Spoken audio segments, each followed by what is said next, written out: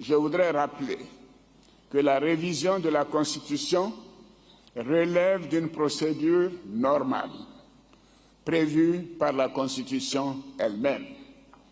Il est vrai que les révisions constitutionnelles suscitent méfiance et suspicion, car l'histoire récente de notre pays et celle de bien d'autres ont montré qu'elles ont souvent servi de prétexte pour pérenniser un pouvoir ou pour exclure des adversaires politiques du jeu électoral.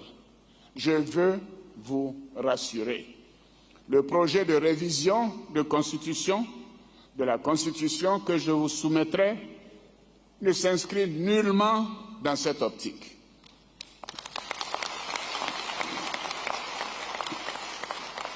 Cependant, il est apparu nécessaire d'initier quelques adaptations dans la Constitution de la Troisième République dans le souci d'améliorer cette Constitution et de pérenniser un modèle de fonctionnement de l'exécutif qui a démontré son succès et son efficacité.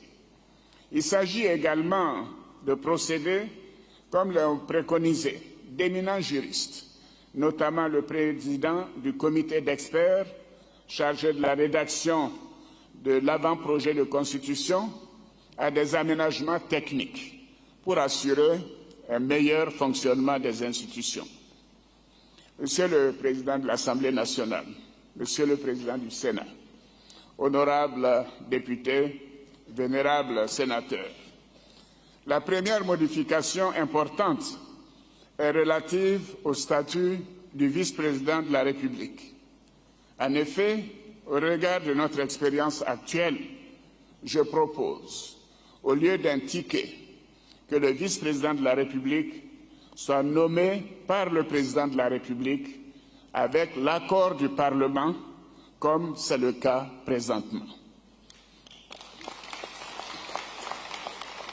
Avec la Constitution du 8 novembre 2016, qui a vu la nomination de M. Daniel Kablan-Duncan à la fonction de vice-président de la République, avec l'accord du Parlement, le couple président-vice-président, président de la République, vice-président de la République a fonctionné de manière efficace et harmonieuse, ce qui a permis une collaboration étroite et efficace au sommet de l'exécutif. C'est donc l'expérience heureuse d'un vice-président de la République nommé après l'élection du président de la République que je voudrais proposer de pérenniser par la modification de l'article 55.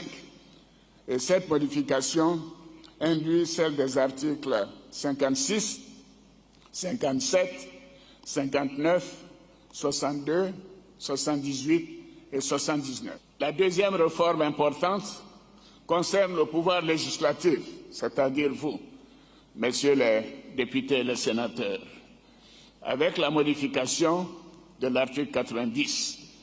Elle est relative à la continuité parlementaire. Ainsi, en cas d'impossibilité d'organiser des élections parlementaires dans les délais prescrits par la Constitution, actuellement c'est décembre 2020, il est proposé que le Parlement demeure en fonction jusqu'à l'organisation des prochaines élections. La troisième réforme majeure que je propose a trait à l'organisation judiciaire. Elle vise à consacrer la Cour de cassation et le Conseil d'État comme des institutions de la République au même titre que la Cour des comptes. Ainsi, la Cour de cassation, le Conseil d'État et la Cour des comptes deviennent les trois institutions juridictionnelles représentatives du pouvoir judiciaire. Cette réforme, qui a pour conséquence la disparition de la Cour suprême, répond au souci d'une rationalisation institutionnelle en vue d'un meilleur fonctionnement des institutions judiciaires. La modification proposée porte en conséquence sur les articles 143, 144, 146 et le chapitre 4 du titre 9. Elle implique la modification de l'article 160.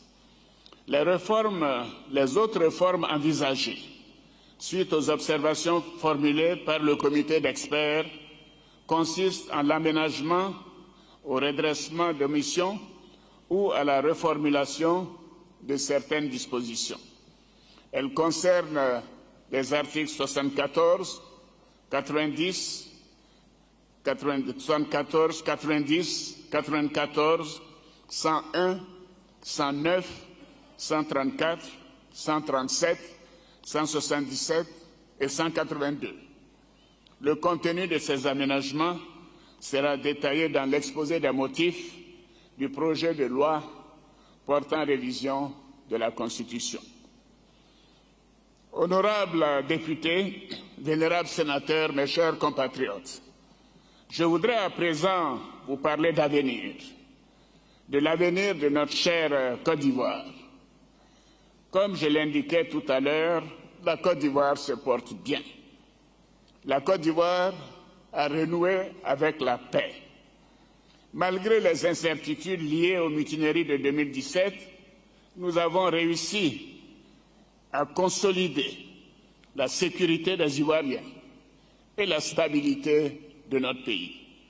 Nos forces de défense et de sécurité sont républicaines et professionnelles. La Côte d'Ivoire a démontré une performance exceptionnelle en matière économique.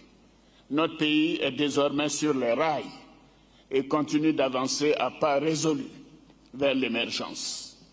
La Côte d'Ivoire rayonne et son leadership et assume son leadership dans la sous-région.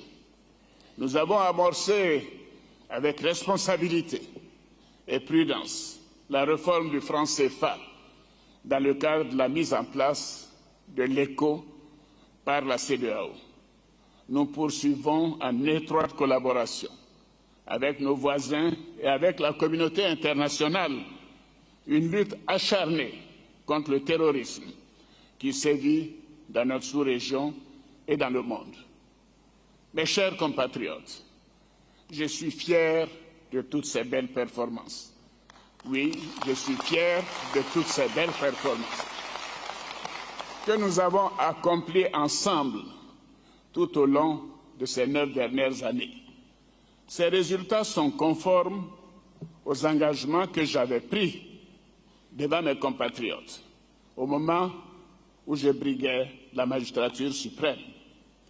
Comme vous le savez, tout au long de ma carrière et durant les 2 mandats que vous m'avez confiés à la tête de notre beau pays, j'ai toujours accordé une importance toute particulière au respect de mes engagements. Dans le même esprit, j'avais à plusieurs occasions indiqué au moment de l'adoption de la Constitution de la Troisième République en 2016 que je ne souhaitais pas me représenter à un nouveau mandat présidentiel. En conséquence,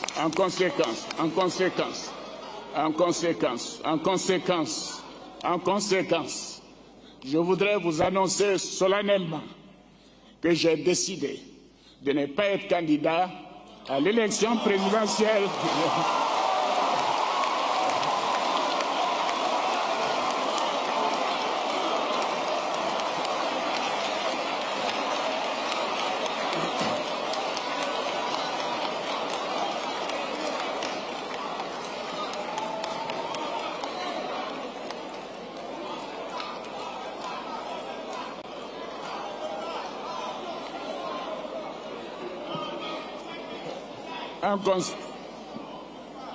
En conséquence, je voudrais vous annoncer solennellement que j'ai décidé de ne pas être candidat à l'élection présidentielle du 30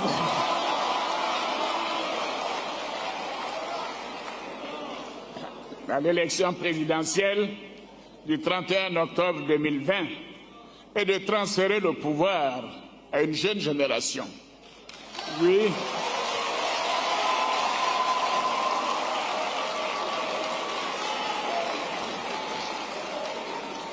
Cette cette décision est conforme à ce que j'ai toujours dit, à savoir qu'il faut laisser la place à une jeune génération. Oui, une jeune génération en qui nous devons faire confiance. Des jeunes Ivoiriens honnêtes, compétents et expérimentés qui ont appris à nos côtés comme nous l'avons fait aux côtés du père de la nation, le président Félix Houphouët-Boigny. Par cet acte, je vais donner la possibilité à des Ivoiriens plus jeunes de poursuivre l'œuvre de modernisation de notre pays et de conduire la destinée de notre nation avec toute l'énergie nécessaire. Je veux aussi assurer les conditions d'une passation de pouvoir d'un président démocratiquement élu à un autre, pour la première fois dans l'histoire de notre pays.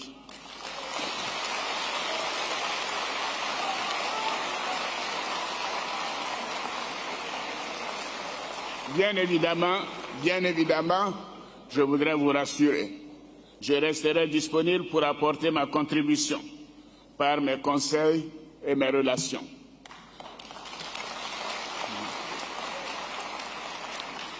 Monsieur le Président de l'Assemblée nationale, Monsieur le Président du Sénat, honorables députés, vénérables sénateurs, je voudrais pour terminer vous adresser mes chaleureuses félicitations pour votre importante contribution dans la bonne marche de notre pays.